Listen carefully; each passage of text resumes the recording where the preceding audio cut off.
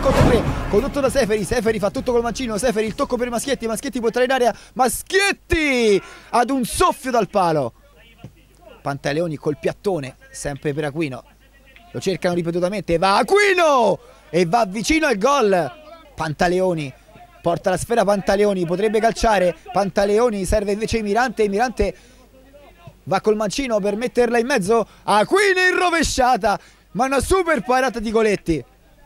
Sacchi chiama il pallone, Cosimi dall'altra parte, Mirante fa bene la diagonale difensiva, ma Seferi ci arriva, ancora Klaus Seferi, salta un avversario, Seferi la porta sul destro, poi sul sinistro, Seferi la traversa piena a salvare il Football 8.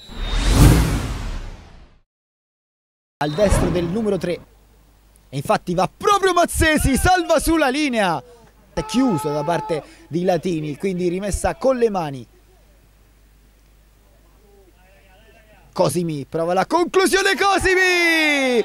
L'errore di Ortame, il vantaggio della Roma, 1-0 dei giallorossi sul Football 8 Roma Nord. Si lotta al centro del campo, non c'è fallo, continua ad attaccare Stornelli, la palla arriva a Pantaleoni!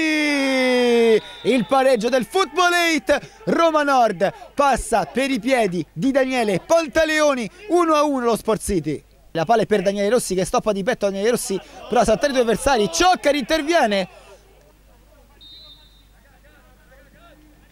Va Pantaleoni all'indietro per Aquino che stoppa, Aquino! Il vantaggio del Football 8 Roma Nord proprio col nuovo acquisto sullo schema voluto da Loi, segna Aquino 2-1 contro il Football 8 Roma Nord.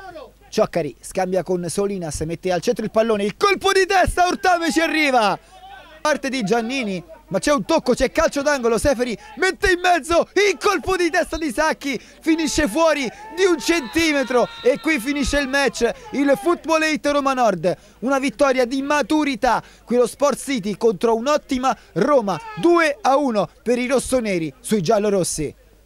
Difficilissimo. Loro sono una gran bella squadra, chiusi dietro, quando attaccano tutti insieme, hanno gran bei giocatori.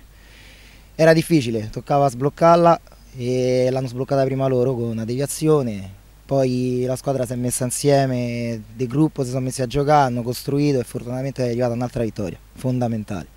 È una partita contro una squadra che gioca per vincere il campionato, credo che noi siamo all'altezza di sfide come questa, abbiamo dimostrato anche questa sera, giocando una buona partita contro un avversario tra i più forti che c'è nella Lega di Serie A.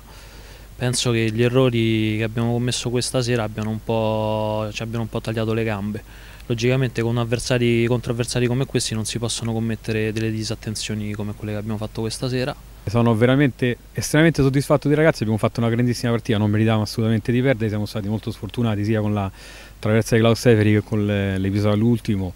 Ci ha penalizzato una punizione che probabilmente non c'era, l'arbitro l'ha vista così, l'accettiamo molto tranquillamente, insomma non ci sono problemi, non facciamo scenate assolutamente.